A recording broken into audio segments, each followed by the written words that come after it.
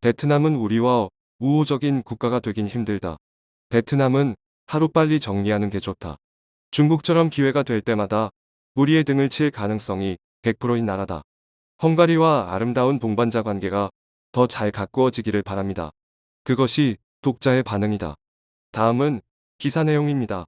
현재 베트남이 과거와는 비교도 안 될 정도로 엄청난 성장을 이뤘다는 것은 누구도 부정할 수 없는 사실입니다. 하지만 아시다시피 과거 베트남은 세계에서 가장 못 사는 나라 중 하나였습니다. 한국의 삼성전자가 본격적으로 투자를 시작하기 전인 2007년 베트남 GDP는 900달러 수준에 불과했습니다. 세계 랭킹 160에서 170권 후진국이었죠. 그러나 현재 베트남의 GDP는 2,715달러에 육박합니다. 이는 한국의 전폭적인 지원을 받은 결과였는데요. 한국을 등에 업은 베트남은 6에서 7%의 가파른 상승세를 보이며 세계에서 가장 빠른 속도로 성장할 수 있었습니다. 그런데 시간이 어느 정도 지나자 베트남의 태도가 돌변했습니다. 배가 불렀는지 지난날을 까만 게 있곤 한국 따윈 쉽게 따돌릴 수 있다며 거들먹거리기까지 했는데요. 실제로 당시 베트남 내에는 이런 말이 떠돌아다녔습니다. 한국이 베트남 성장세에 올라타 빨대를 꽂혔다. 베트남에서 한국 기업들을 내쫓아야만 한다. 베트남의 성장세를 두려워한 한국이 베트남을 일부러 망치고 있다. 한편 베트남과는 정반대로 한국에 도움을 주고 도움을 받는 관계를 꾸준히 유지해온 나라가 있습니다. 바로 헝가리인데요. 사실 헝가리는 베트남과 같은 공산권 국가 중 하나입니다. 많은 분이 공산권 국가하면 배신과 협잡지를 떠올리며 넌더리를 치곤 하십니다. 멀리 갈 것도 없이 현재 베트남의 태도만 두고 보더라도 공산권 국가가 얼마나 신용할 수 없는 나라인지는 분명해 보입니다. 하지만 헝가리만큼은 달랐습니다. 특히 배신자 베트남과는 달라도 너무 달랐죠. 헝가리는 남을 도울 줄 알고 은혜를 감사히 여기며 갚을 줄 아는 나라였습니다. 실제로 최근 한국과 헝가리는 그동안 우호적인 관계를 유지해오며 가장 필요할 때 가장 필요한 도움을 주는 구원자 역할을 해왔습니다. 또한 최근 한국은 헝가리를 유럽의 핵심 파트너로 격상시키기까지 했는데요. 이로 인해 한국과 헝가리가 함께 엄청난 이득을 보게 되었다는 경제 전문가들의 분석이 쏟아졌습니다. 오늘은 한국의 은혜를 원수로 갚은 베트남이 파멸을 맞이한 반면 한국과 함께 빠른 속도로 성장하고 있는 헝가리를 비교해 보겠습니다. 이와 관련된 현실적인 이야기들이 차례대로 나오니까 끝까지 지켜봐 주세요. 2008년 삼성전자가 북부 지역에 휴대폰 공장을 짓기 시작하면서 베트남은 말 그대로 비상이나 다름없는 엄청난 변혁을 맞이했습니다. 이는 베트남 박린성만 봐도 쉽게 말 수 있습니다. 삼성 박린 공장은 베트남의 박린성 엔폰 공단에 자리 잡고 있는데요. 불과 몇 년 전까지만 해도 박린성은 편두리 시골 도시에 불과했습니다. 그런데 삼성이 연풍공단에 박린 공장을 지으면서 박린성은 완전히 다른 곳으로 탈바꿈했습니다. 삼성을 따라 몰려든 많은 사람들 덕분에 소비가 늘어나 순식간에 이름 있는 도시로 거듭났던 것입니다. 이것만 두고 보더라도 베트남 입장에서는 한국이 얼마나 고마운 존재일까요? 하지만 베트남 사람들의 태도는 우리의 생각과는 크게 달랐습니다. 최근 삼성 공장이 베트남에서 철수하겠다고 공식적으로 밝혔음에도 한국 필요 없다, 삼성 필요 없다, 나가도 좋다. 대신에 우리는 일본이 있다, 소니가 있다. 객기를 부리며 위세등등한 모습을 보여줬습니다. 이런 모습을 보며 베트남이 도대체 무슨 자신감으로 한국과 맞먹으려 하는 것인지 도무지 이해를 하지 못하겠다며 분통을 터뜨리시는 분들이 많이 계십니다.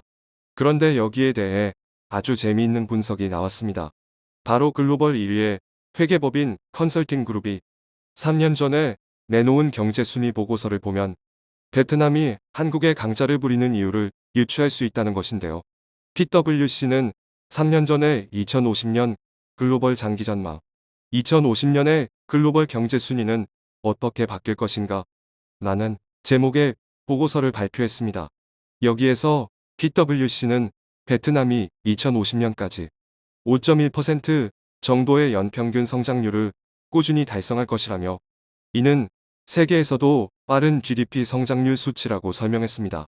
여기에 더해 PwC는 베트남이 2050년 무렵이면 세계에서 20번째로 큰 경제 대국이 될 것이라고 분석했습니다. 글로벌 최고 기관에서 내놓은 이 보고서로 인해 한때 베트남은 한껏 격양되었습니다.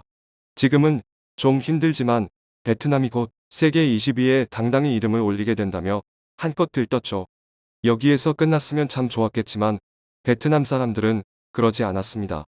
여기에 한술 더 떠서 곧 한국을 뛰어넘는 경제 대국이 되어 한국을 쥐락펴락할 수 있다는 오만방자한 생각까지 갖게 되었죠. 하지만 이것이 얼마나 그릇된 생각이었는지 깨닫는 데까진 그리 오랜 시간이 걸리지 않았습니다. 한국은 이들이 그토록 바라던 대로 베트남의 등을 돌렸습니다. 삼성을 비롯한 한국의 대기업들이 하나둘 베트남을 떠나기 시작한 것이죠. 이에 따라 베트남 경제는 말 그대로 파탄나고 말았습니다. 이것이 결코 과장이 아닌 것이 현재 베트남 사람들이 자화자찬하며 칭송하기 바빴던 2,715달러의 GDP는 삼성을 비롯한 한국의 대기업을 제외하고 나면 축정이나 다름없다는 분석이 많습니다. 현재 2,715달러로 알려진 베트남의 GDP에서 삼성 베트남이 차지하는 비율은 25% 정도입니다. 이는 약 679달러 정도 되는 금액입니다. 즉 삼성이 기여했던 GDP를 제외하면 2,036달러로 깎이겠죠. 그런데 베트남에 입성한 우리 기업들은 삼성만 있는 것이 아닙니다. LG, 포스코, 효성 등 한국에 굵직한 기업들이 베트남 GDP에 영향을 미친 금액은 217달러 정도로 계산됩니다. 따라서 만약 한국 기업들이 베트남을 모두 빠져나간다면 베트남의 GDP는 순식간에 1,819달러로 토막 나버립니다. 이는 인근에 있는 라오스보다 못한 것이고 세계 최빈국 중 하나로 평가받는 방글라데시 1,909달러보다 못한 정말 똥구멍이 찢어지게 가난한 최빈국으로 전락하는 것입니다. 이에 한국을 추월하겠다며 오만방자한 태도로 한국을 찍어 누르려 했던 베트남 지도부는 충격에 빠졌습니다. 이들이 한국의 마음을 되돌리기 위해 버선 발로 한국에 찾아왔던 것만 두고 보더라도 현재 이들이 얼마나 똥줄 타는 상태인지 확실하게 알 수 있습니다. 하지만 현실을 파악하기 시작한 베트남 지도부와는 달리 베트남 국민들은 아직도 사태의 심각성을 인지하지 못했습니다. 똥인지 된장인지 굳이 찍어 먹어봐야겠다는 그들의 심리는 도무지 이해할 수 없을 것 같네요. 실제로 현재 베트남 사람들 중에서는 한국과 삼성이 베트남을 떠나면 실제로 현재 베트남 사람들 중에서는 한국과 삼성이 베트남을 떠나면 하지만 과연 그럴까요? 참고로 같은 자료 기준 한국의 GDP는 31,349달러입니다. 베트남과는 규모 자체가 다르다는 것이죠. 또한 이것은 베트남의 빈자리 따위는 얼마든지 채워 넘을 수 있는 경제적 저력을 갖고 있다는 의미이기도 합니다. 그리고 베트남 대신 한국의 전폭적인 지지를 받는 나라 중 하나는 바로 헝가리입니다. 공산권 국가인 헝가리를 믿을 수 없는 국가로 치부하는 분들도 많이 계시지만 헝가리는 베트남 같은 몰상식한 나라가 아닙니다.